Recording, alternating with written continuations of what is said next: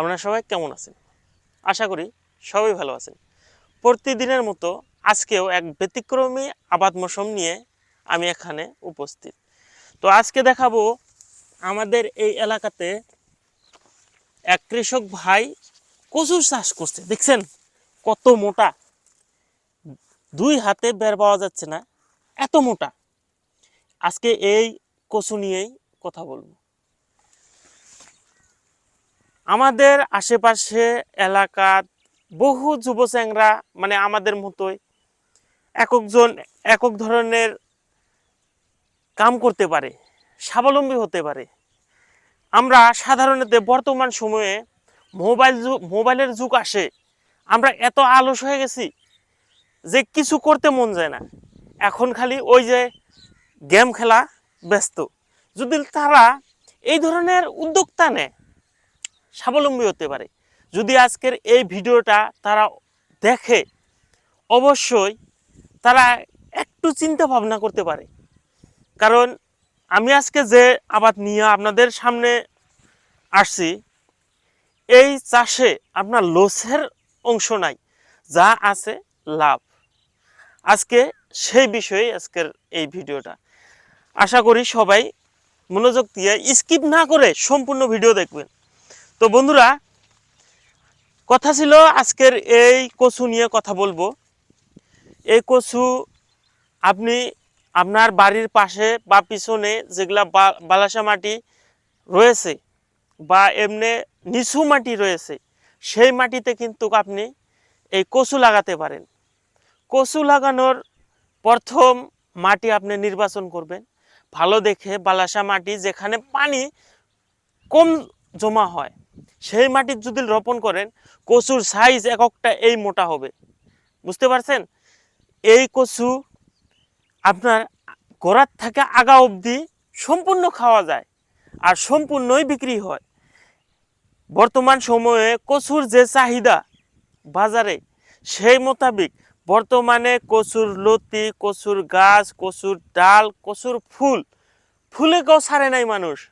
তাহলে বুঝতে পারছেন যে কচু কত মূল্যবান বর্তমান। এই কচু রোপণ করলে আপনি জৈবিক সার দেওয়ার দরকার নাই, রাসায়নিক সার দেওয়ার দরকার নাই, জৈবিক সারেই যথেষ্ট।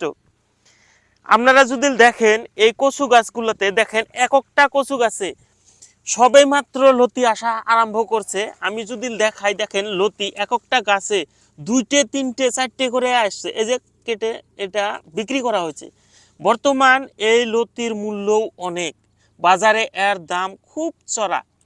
এখন বর্তমান বাজার মূল্য আমাদের দিকে কেজিতে মোটা লতিটা 80 টাকা, চিকনটা 100-120 টাকা।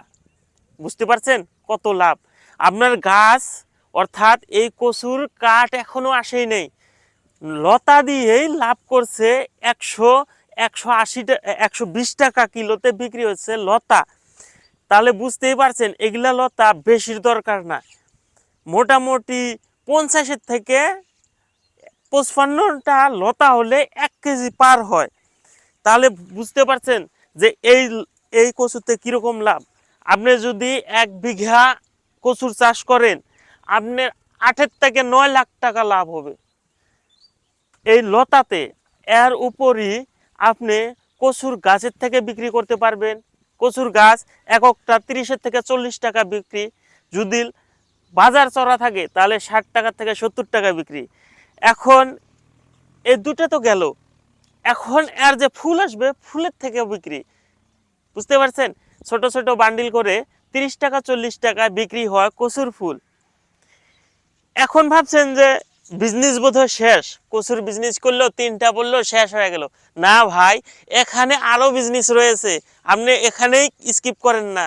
কারণ কচুর একটা পোয়া অর্থাৎ কচুর বীজ কোথা থেকে আনবেন, আগামী বছর তো রোপণ করতে হবে। সেই জন্যে এখানে যে পোয়াগুলা রয়েছে, অর্থাৎ এই লতার থেকে পোয়া হবে একটা করে, 2টা 3টা 5টা 10টা। সেই লতা পোয়া বিক্রি করে অর্থাৎ বীজ বিক্রি করে আপনি লাখ টাকা আয় করতে পারবেন। অর্থাৎ এই যে আমি কচু নিয়ে কথা বলছি, এই কচু কিন্তু বলছিলাম না যে গোড়ার থেকে আগা অবধি লাভ। তেমনি এই কচুতে যেখানে যাবেন সেখানেই লাভ।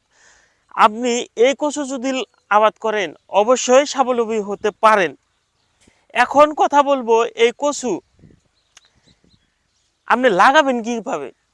আপনি প্রথমে একটা জমি নির্বাচন করে সেই জমিতে 2 থেকে 3টা হাল বা চাষ মারে মাটিটা এত নরম করবেন যাতে ময়দার মতো নরম হয়ে যায়। বুঝতে পারছেন? ঢেল থাকার দরকার নাই, ময়দার মতো নরম, অর্থাৎ মাটির কোনো দলা বা ঢেল থাকা যাবে না। সেই মাটিতে যখন এই কচুটা রোপণ করবেন, কচুর চারাগুলা ছোট করে আগালটা কেটে দিবেন, গোড়ার থেকে কেটে দিবেন, দিয়ে রোপণ করবেন লাইন বাই লাইন, অর্থাৎ সারিবদ্ধভাবে রোপণ করবেন। দেখেন প্রত্যেকটা সারির দূরত্ব 2 ফুট।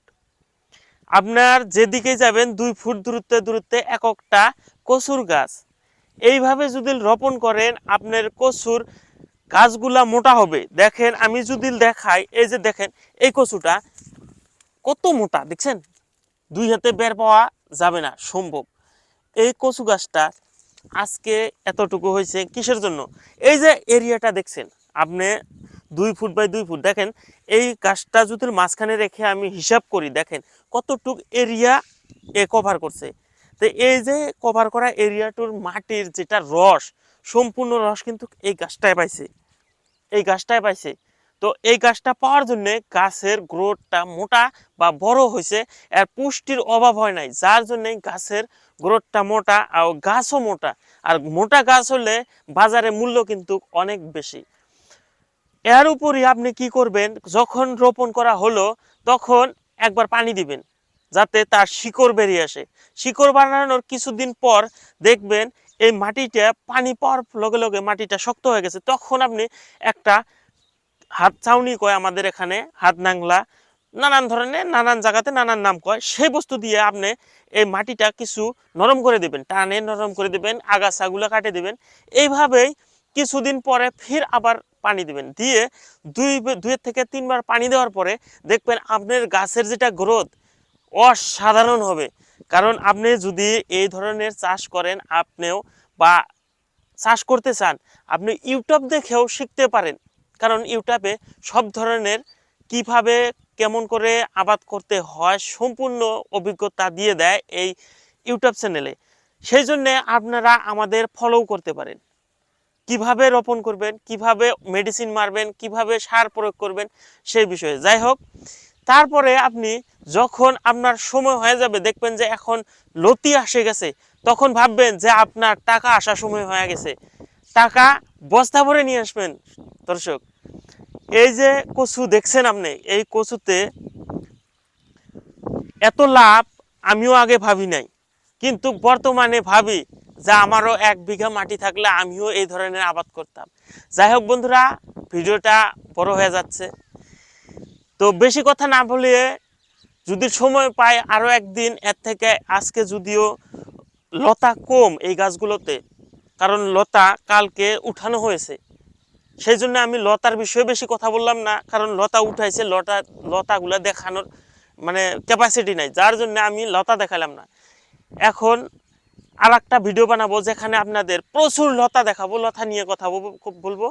তো আজকের জন্য এখান থেকে আমি বিদায় টানছি। যারা যেখান থেকে দেখছেন ভিডিওটা অবশ্যই কমেন্ট জানাবেন, কমেন্ট করবেন, নক দিবেন, আমরা অবশ্যই আপনাদের কমেন্টে রিপ্লাই করব। তো ধন্যবাদ জানিয়ে আজকে আপনাদের সামনের থেকে বিদায় টানছি। দেখা হবে কোনো পরবর্তী ভিডিওতে।